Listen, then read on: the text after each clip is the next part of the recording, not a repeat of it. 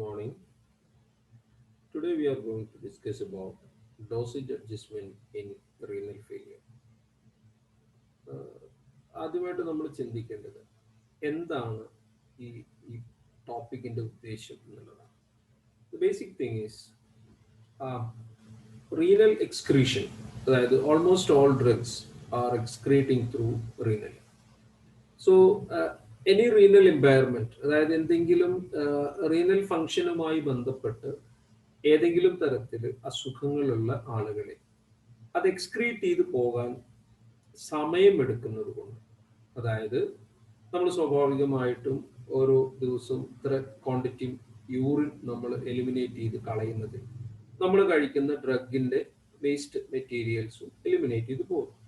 Normally സംഭവിക്കുന്ന ബോഡിക്കകത്ത് സംഭവിക്കുന്ന ഒരു ഫിസിയോളജിയാണ്. അപ്പൊ അത്തരത്തിലുള്ള ഒരു സ്റ്റേജിൽ അങ്ങനെ നോർമലി എക്സ്ക്രീറ്റ് ചെയ്ത് പോകുന്ന ഒരാളിൽ ഒരു ഗുളിക എടുത്താൽ അതിന്റെ നോർമൽ ടൈമിംഗ് കഴിയുമ്പോൾ ബാക്കി യൂറിൻ വഴി എലിമിനേറ്റ് ചെയ്ത് പോവുകയും ബോഡിയിൽ ഒരിക്കലും ഒരു അക്യുമുലേഷൻ ഇല്ലാതിരിക്കുകയും ചെയ്യും. In this topic, renal impairment ഉള്ള ആളുകളിൽ അത്തരത്തിലുള്ള എലിമിനേഷൻ നടക്കാതിരുന്നു കഴിഞ്ഞാൽ ആ കഴിക്കുന്ന ഡ്രഗ് ബോഡിയിൽ അക്യുമുലേറ്റ് ചെയ്ത് ഒരുപാട് ടോക്സിസിറ്റി ഉണ്ടാക്കാനുള്ള സാധ്യത കൂടുതൽ. അതാണ് ഈ ടോപ്പിക്കുമായി പറയാനുള്ള ആമുഖം. So what you mean by renal failure?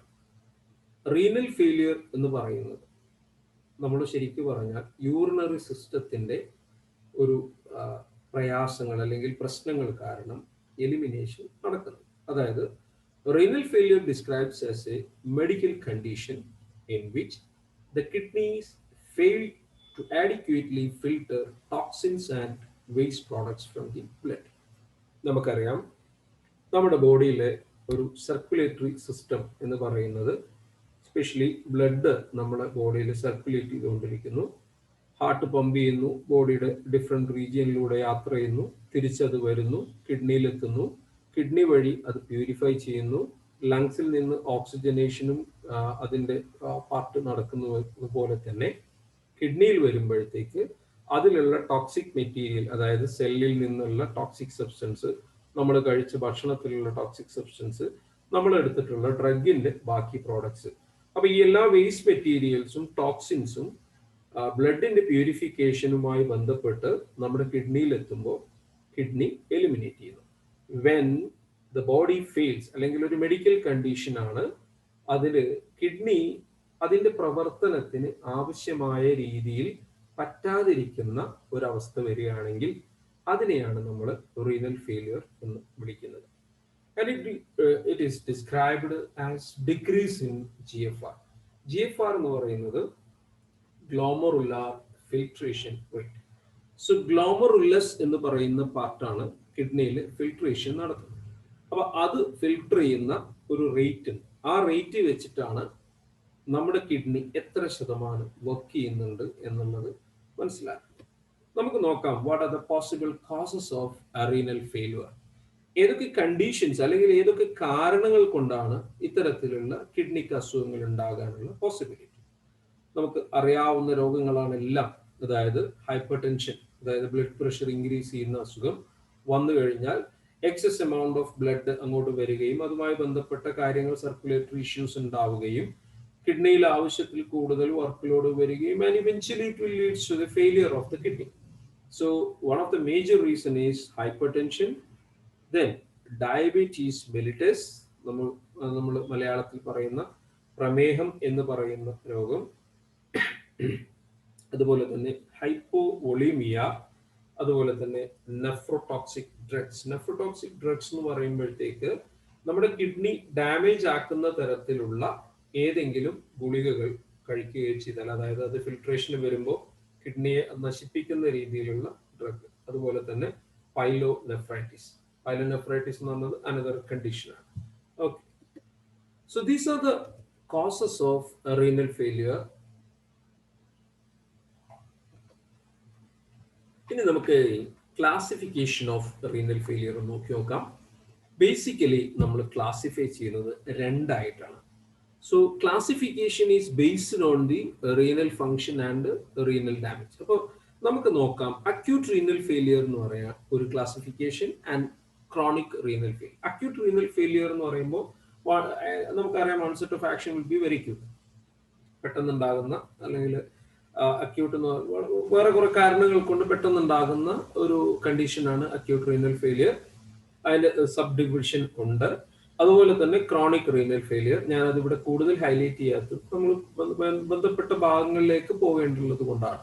So chronic renal failure എന്ന് പറയുമ്പോൾ അക്യൂട്ട് നമ്മൾ ട്രീറ്റ് ചെയ്യാതെ വിടുക, അത് നമ്മൾ ബോദർ ചെയ്യാതെ വിടുകയും ചെയ്തു കഴിഞ്ഞാൽ കിഡ്നി തന്നെ നശിക്കുന്ന ഒരു കണ്ടീഷൻ. മറ്റൊന്നെന്ന് പറഞ്ഞാൽ കിഡ്നിയുമായി ബന്ധപ്പെട്ട പ്രവർത്തനങ്ങളിൽ ഉണ്ടാകുന്ന മാറ്റങ്ങളാണ് ബേസിക്കലി അക്യൂട്ടുമായി ബന്ധപ്പെട്ട് വരുന്നതെങ്കിൽ കിഡ്നിക്ക് തന്നെ നശിക്കുന്ന, കിഡ്നിയുമായി ബന്ധപ്പെട്ട എല്ലാ ഭാഗങ്ങളും നാശത്തിലേക്ക് എത്തുകയും അത് തിരിച്ചു വരാത്തൊരു കണ്ടീഷൻ എത്തുകയാണെങ്കിൽ മിക്കവാറും ആ സ്റ്റേജിന് നമ്മൾ ക്രോണിക് റീനൽ ഫെയിലിയർ എന്ന് വിളിക്കും. ബേസിക്കലി നിങ്ങൾക്ക് മനസ്സിലാകാൻ വേണ്ടി എളുപ്പത്തിൽ പറഞ്ഞു തന്നെയാണ്. So, a renal impairment will alter the pharmacokinetic properties of the drug, such as drug distribution and elimination.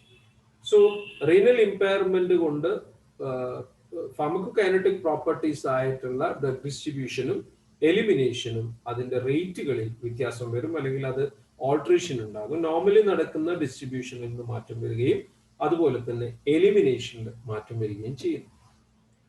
So what are the factors which will affect renal clearance? നമുക്ക് അറിയാം, ഇപ്പോൾ റീനൽ ക്ലിയറൻസുമായി ബന്ധപ്പെട്ട് ക്ലിയറൻസ് നടന്നാലാണ് പ്രോബബ്ലി ക്ലിയറൻസിന്റെ ബേസിലാണ് നമ്മൾ നമ്മുടെ renal function നമ്മൾ വിലയിരുത്തുന്നത്. And here, what are the possible factors which will affect the renal clearance? നമുക്ക് നോക്കി നോക്കാം. There are five several factors like physiochemical properties of a drug.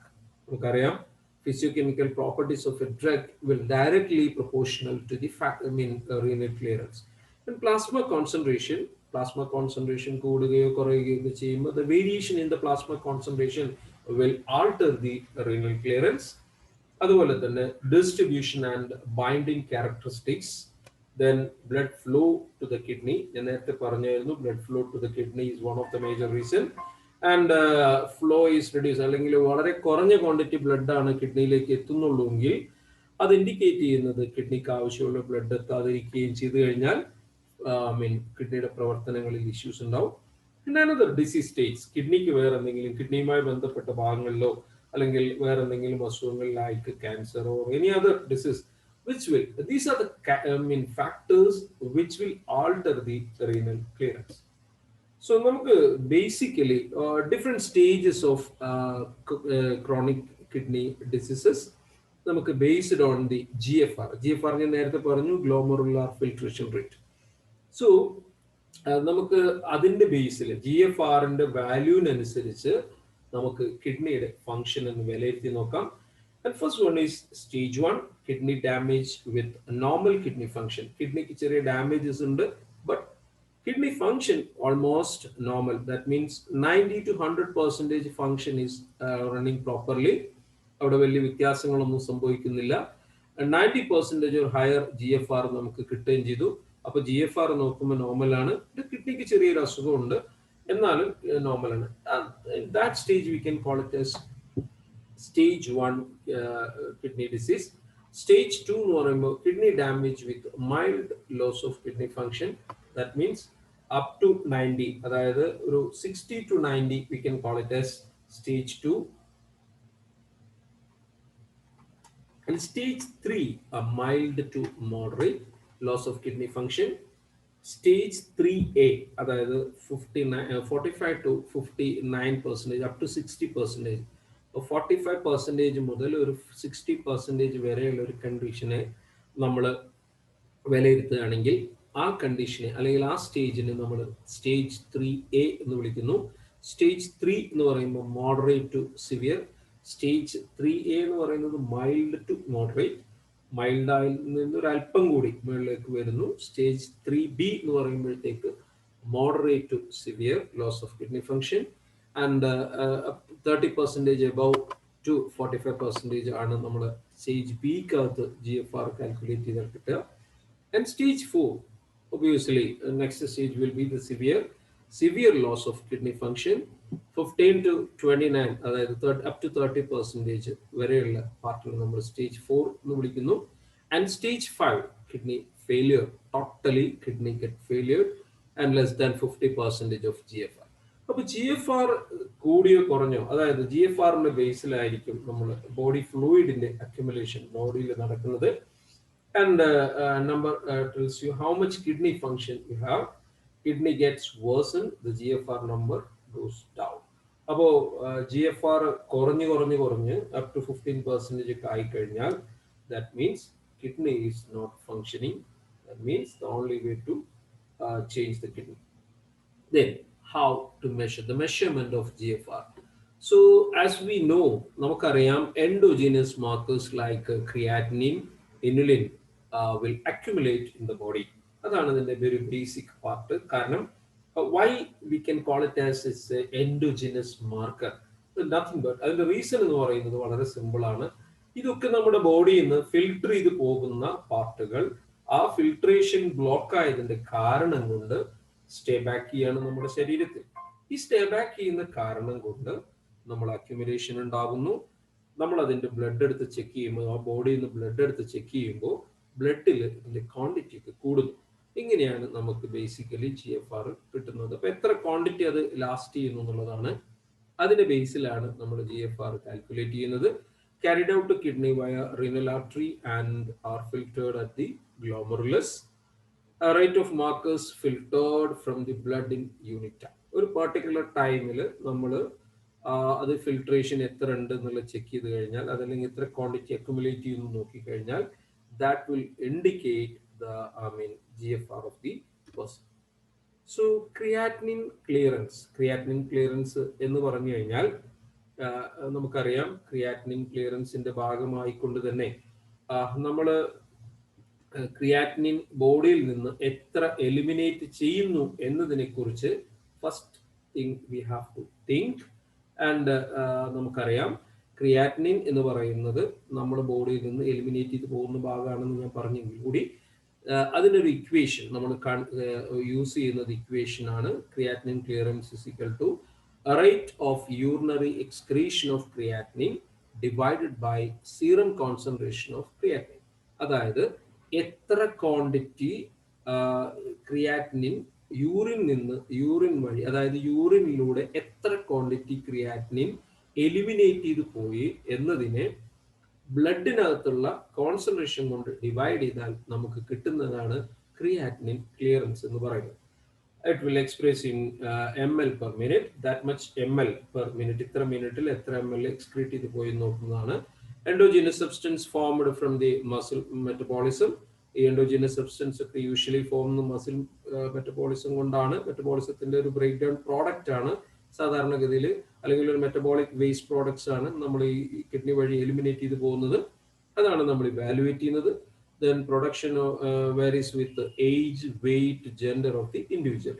അപ്പോൾ നമ്മൾ പേഴ്സൺ ജെൻഡർ മെയിലോ ഫീമെയിലോ ആവുകയാണെങ്കിൽ, അല്ലെങ്കിൽ ഡിഫറെന്റ് ഏജ് ഗ്രൂപ്പ്, അല്ലെങ്കിൽ ഡിഫറെന്റ് വെയിറ്റ് ഉള്ള ആളുകൾ, അപ്പോൾ ഫോർ എക്സാമ്പിൾ 60 years ഏജ് ഉള്ള ഒരാൾ ചിലപ്പോൾ 60 കിലോഗ്രാം ഉണ്ടായിരിക്കാം, ചിലർ 80 കിലോഗ്രാം ഉണ്ടായിരിക്കാം, ചിലർ 40 കിലോഗ്രാം ഉണ്ടായിരിക്കാം. അതിനനുസരിച്ച് ഇതിനകത്ത് മാറ്റം വരും. And filtered through the glomerulus without tubular reabsorption. നമുക്കറിയാം കിഡ്നിക്കകത്ത് വരുന്ന ഫംഗ്ഷൻ, യൂറിൻ ഫോർമേഷനകത്ത് വരുന്ന ഒരു ഫംഗ്ഷനാണ് റീഅബ്സോർപ്ഷൻ എന്ന് പറയുന്നത്. So serum creatinine concentration and creatinine clearance, ഇത് തമ്മിലുള്ള എന്താണ് ഇത് തമ്മിലുള്ള ഒരു കണക്ഷൻ നമുക്ക് നോക്കാം. At normal condition, creatinine production roughly equal to the creatinine excretion. അതായത് ബോഡിക്കകത്ത് എത്ര ക്വാണ്ടിറ്റി ക്രിയാറ്റിനിൻ ഉണ്ടാക്കുന്നു ഒരു സാധാരണ ആരോഗ്യപരമായ ഒരു മനുഷ്യന്, how much quantity of creatinine is produced inside the body, that much quantity will eliminate through urine. അതാണ് അതിന്റെ ഒരു ബേസിക് കൺസെപ്റ്റ്. അതായത് ഉദാഹരണത്തിന് പറഞ്ഞാൽ എത്ര ക്വാണ്ടിറ്റി ഗ്രാം ഒരു ദിവസം പ്രൊഡ്യൂസ് ചെയ്യുന്നു, അതിൽ നിന്ന് almost equal 90 to 95% of the creatinine will excrete through urine. അതാണ് നമ്മൾ ക്രിയാറ്റിനിൻ ക്ലിയറൻസ് എന്ന് പറയുന്നത്. ഇനി GFR കുറഞ്ഞ ഒരാളിൽ, ഗ്ലോമറുലാർ ഫിൽട്രേഷൻ റേറ്റ് കുറഞ്ഞ ഒരാളിൽ സ്വാഭാവികമായിട്ടും നമുക്കറിയാം production will be that much. 90% production ഉണ്ട്. എലിമിനേഷൻ എന്ന് പറയുന്നത് ഒരു 10% ആണെങ്കിൽ സ്വാഭാവികമായിട്ടും സംഭവിക്കുന്നത് there will be a possibility of accumulation of this creatinine inside the body. അപ്പോൾ എത്ര പെർസെൻറ്റേജ് ഉണ്ട് എന്ന് നമ്മൾ നോക്കിക്കഴിഞ്ഞാൽ you can easily calculate how much quantity is there inside എന്നുള്ളത് വളരെ പെട്ടെന്ന് കണ്ടുപിടിക്കാൻ പറ്റും. Expressed in milligram per decilitre, ഒരു ഡെസിലിറ്റർ ബ്ലഡിൽ എത്ര മില്ലിഗ്രാം ക്രിയാറ്റിൻ ഉണ്ട് എന്നതിന്റെ അടിസ്ഥാനത്തിൽ നമുക്ക് അത് അയാളിൽ എത്ര ക്വാണ്ടിറ്റി ലാസ്റ്റ് ചെയ്യുന്നുണ്ട് എന്നുള്ളതും അയാളുടെ ക്ലിയറൻസ് എത്രയെന്നും ഈസി ആയിട്ട് കണ്ടുപിടിക്കാം. Usually normal adult value is 0.7 to 1.5 milligram per decilitre ആണ്. സോ ദാറ്റ് മച്ച് ക്വാണ്ടിറ്റിയിലാണെങ്കിൽ അതിന്റെ അർത്ഥം അയാൾ നോർമലാണ്. If it is above the value, above this range, then we can call it as some renal abnormalities there. So calculation of creatinine clearance from the serum creatinine based on the there is an equation, Cockcroft and Gault equation. Cockcroft and Gault equation on the creatinine clearance is equal to 140 minus age in years. അയാളുടെ ഏജിനെ ഇയേഴ്സിൽ, for example ഇപ്പോൾ 20 വയസ്സുള്ള ആളാണെങ്കിൽ അവിടെ age എന്നുള്ളടത്ത് നമ്മൾ 20 എന്ന് എടുക്കുന്നു, multiplied by body weight in kilogram, എത്ര kilogram weight ഉണ്ടെന്ന് നോക്കുന്നു, divided by 72. Okay, so serum ക്രിയാറ്റിനുമായിട്ട് മൾട്ടിപ്ലൈ ചെയ്യുന്നു. അപ്പോൾ അത് ഇവിടെ നമ്മൾ ഫീമെയിൽസിന്റെ കണ്ടീഷൻ ആണെങ്കിൽ that will be multiplied with 0.85. ഇതാണ് നമ്മുടെ calculation equation for adult calculation. So Cockcroft and Gault formula is estimating creatinine clearance should be used routinely as a simple means to provide a reliable approximation of the residual renal function in all patients with the chronic kidney disease. The formulas are as follows. നമുക്ക് ഞാൻ നേരത്തെ പറഞ്ഞു 140 minus age into weight in kilogram divided by serum creatinine into 72. Female ആണെങ്കിൽ നമ്മളവിടെ 0.85 കൊണ്ട് multiply ചെയ്യും, അത്രേ ഉള്ളൂ.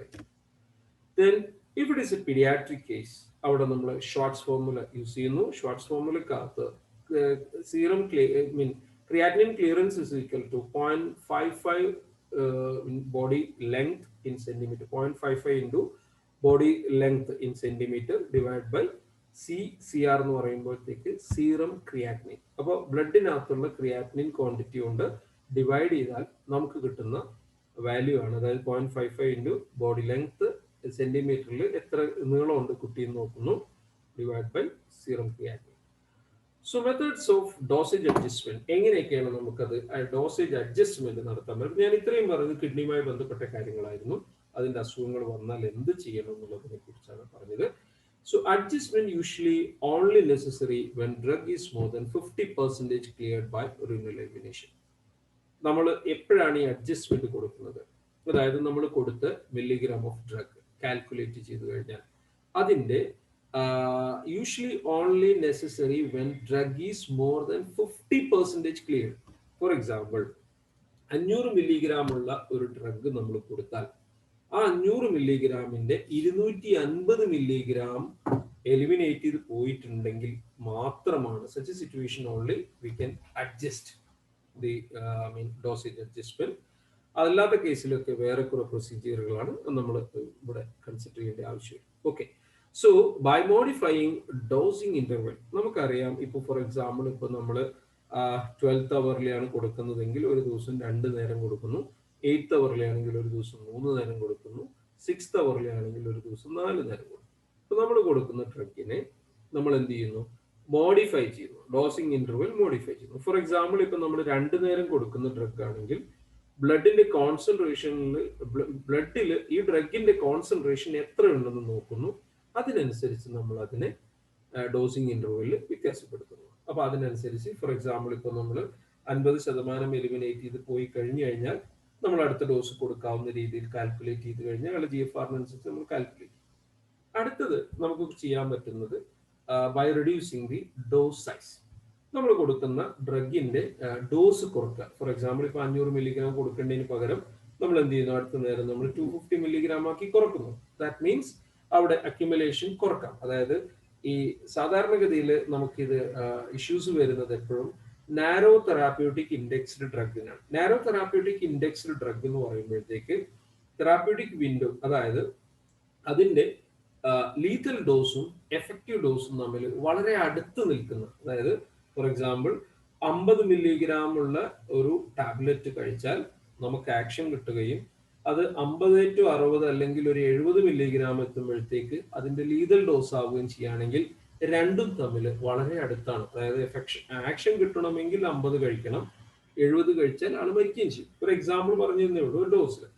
അങ്ങനത്തെ ഒരു സിറ്റുവേഷൻ ആണെങ്കിൽ വാട്ട് വി കൻ ഡു, നമ്മൾ ഈ ഡ്രഗ് കഴിക്കുമ്പോൾ ഈ 50 മില്ലിഗ്രാം എലിമിനേറ്റ് ചെയ്ത് പോയാൽ അല്ലെങ്കിൽ 70 ആകാതിരിക്കാനുള്ള ഒരു സിറ്റുവേഷൻ ഉണ്ടെങ്കിൽ മാത്രമാണ് നമുക്ക് ഡെത്ത് ഒഴിവാക്കാൻ പറ്റുള്ളൂ.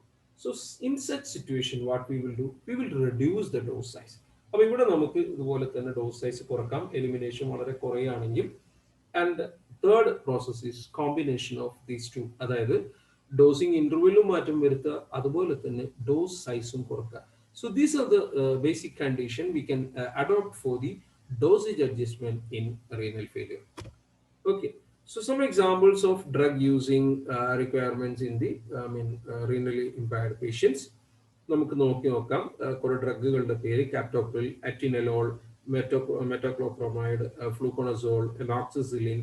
എമോക്സിസിലിൻ വെരി വൈഡ്ലി നമ്മൾ യൂസ് ചെയ്യുന്ന ഒരു ഡ്രഗാണ്. 250 to 500 മില്ലിഗ്രാം 8 അവർലിയാണ് അതിന്റെ സാധാരണ dose. So more than 50 GFR ml per minute ഉള്ള ഒരാൾക്കാണെങ്കിൽ we can give every 8th hourly we can give one dose. Okay, so if it is 10 to 50%, അങ്ങനെയാണെങ്കിൽ നമുക്ക് every 8 to 12 hours, അതായത് BD dose ആക്കി 2 നേരാക്കിയിട്ട് നമുക്ക് അതിനെ കുറക്കാം. And if it is less than 10, GFR 10-ൽ താഴെയാണെങ്കിൽ നമ്മൾ നേരത്തെ പറഞ്ഞ് സ്റ്റേജ് 5, അതായത് ഏറ്റവും സിവിയർ ആയിട്ടുള്ള കിഡ്നി ഫെയിലിയർ സംഭവിച്ചിട്ടുണ്ട്. At that moment you can give only 1 dose. അതാണ് ഏറ്റവും നല്ലൊരു എക്സാമ്പിൾ ആണ് അമോക്സിസിലിൻ. ഫ്ലൂക്കോണസ് ആണെങ്കിൽ 200 to 400 മില്ലിഗ്രാം എവറി 24 അവർ, ദിവസം ഒരു ഗുളികയാണ് സാധാരണഗതിയിൽ കഴിക്കുന്നത്. ഇവിടെ ആണെങ്കിൽ നമുക്ക് 50%-ന്റെ മുകളിലാണെങ്കിൽ 100% കൊടുക്കാം. 10 to 50% ആണെങ്കിൽ അതിന്റെ പകുതി, അതായത് പകുതി ഡോസ് മാത്രമാണ് നമുക്ക് അവിടെ പ്രിഫർ ചെയ്യാൻ പറ്റുള്ളൂ. അതിലും കുറയാണെങ്കിൽ വീണ്ടും നമ്മൾ അതിന്റെ ഡോസ് കുറച്ച് യൂറിൻ ഇവാലുവേറ്റ് ചെയ്ത് ബ്ലഡിന്റെ കോൺസെൻട്രേഷൻ ഇവാലുവേറ്റ് ചെയ്തിട്ട് വേണം ബാക്കി ചെയ്യാനായിട്ട്. So dosage adjustment in uremia patient. Uremia എന്ന് പറഞ്ഞു കഴിഞ്ഞാൽ it's very simple. It's a condition in which glomerular filtration is impaired, leading to the excessive accumulation of fluids and nitrogenous products in the body.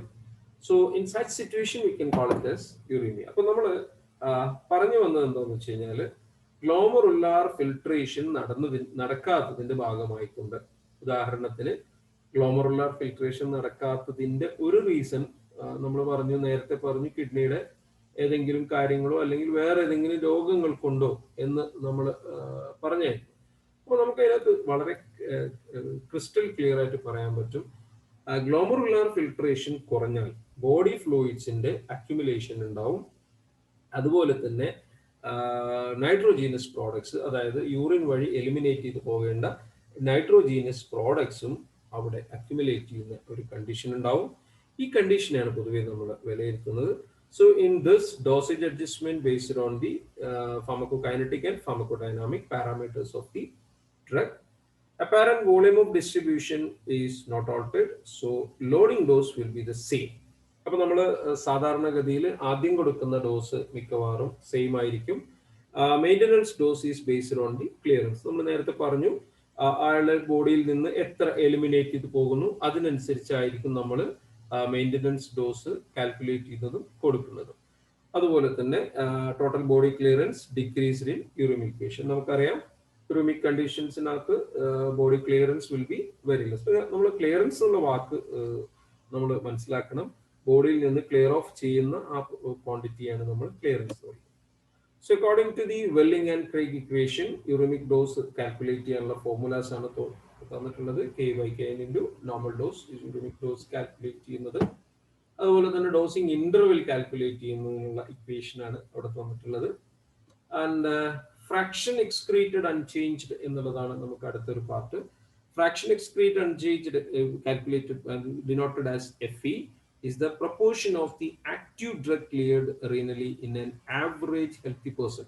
ആരോഗ്യമുള്ള ഒരു മനുഷ്യനിൽ average മനുഷ്യനിൽ eliminate ചെയ്യുന്ന പ്രൊപ്പോർഷൻ്റെ active drug, എത്ര active drug അയാളിൽ നിന്ന് ഇത്ര സമയം കൊണ്ട് എലിമിനേറ്റ് ചെയ്യുമെന്ന് കിട്ടിയതിന്റെ ബേസിൽ നമ്മൾ the dose of the drugs with FE greater than or equal to 0.5, that is 50% or more renally cleared, should usually be reduced in patients with renal disease. അപ്പോൾ നമ്മൾ നേരത്തെ പറഞ്ഞു fraction excreted unchanged in the proportion of the active drug cleared renally in an average healthy person. അപ്പോൾ ഒരു ആരോഗ്യമുള്ള മനുഷ്യനിൽ എത്ര അത് എലിമിനേറ്റ് ചെയ്തു എന്നതിന്റെ അടിസ്ഥാനത്തിലാണ് രോഗമുള്ള ആളിൽ എത്ര വ്യത്യാസം വരുന്നു എന്ന് നമ്മൾ ചെക്ക് ചെയ്യുമ്പോൾ റീനൽ ഇമ്പയർമെന്റ് ഉള്ള ആളിൽ the doses of the drugs with fraction excreted and unchanged greater than or equal to 0.5, that means 50% മോറോ അത് എന്ന് റീനലി വഴി ക്ലിയർ ആയിട്ടുണ്ടോ എങ്കിൽ should usually be reduced in the patient with renal disease. അപ്പോൾ നമുക്ക് വളരെ ക്ലിയർ ആണ്, റീനൽ ഡിസീസ് ഉള്ള ആളുകളിൽ നിന്ന് അത് എലിമിനേറ്റ് ചെയ്യുന്നതിലുള്ള വ്യത്യാസം സംഭവിക്കും. അത് കാൽക്കുലേറ്റ് ചെയ്യാനുള്ള ഇക്വേഷൻ ആണ് നമ്മൾ പറയുന്നത്. That means patient dose is equal to usual dose, സാധാരണ നമ്മൾ കൊടുക്കുന്ന dose multiplied by 1 minus fractional dose, നമ്മൾ FE plus FE into estimated patient renal function divided by normal renal function. ഇതിന്റെ ബേസിൽ നമ്മൾ കാൽക്കുലേറ്റ് ചെയ്താൽ we can calculate the dose for each and every patient. സാധാരണ നമ്മളൊരു ഡോസ് കൊടുത്താൽ കിട്ടുന്ന എക്സ്ക്രീഷന്റെ ഒരു വാല്യൂ, യൂഷ്വൽ ഡോസ്, അതിന്റെ ബേസിൽ ഒരു ഡോസ് നമ്മൾ കാൽക്കുലേറ്റ് ചെയ്തത് വെച്ചിട്ട് മൾട്ടിപ്ലൈ ചെയ്യുന്നു. 1 minus FE plus FE into estimated patient renal function divided by normal renal function. ഇത്രയാണ് നമ്മൾ ഇതുമായി ബന്ധപ്പെട്ട് നമുക്ക് ചിന്തിക്കാനുള്ളത്. നമ്മുടെ ഡോസേജ് അഡ്ജസ്റ്റ്മെന്റ് റീനൽ ഫെയിലിയർ, ഇത്രയും കാര്യങ്ങൾ നോക്കിക്കൊണ്ട് നമ്മളൊരു ഡ്രഗ് കൊടുക്കുകയാണെങ്കിൽ അതിനെയാണ് നമ്മൾ ഡോസേജ് അഡ്ജസ്റ്റ്മെന്റ് റീനൽ ഫെയിലിയർ കൊണ്ട് ഉദ്ദേശിക്കുന്നത്. വളരെ സിമ്പിൾ ആയിട്ടുള്ള ടോപ്പിക്കാണ്. Thank you for listening.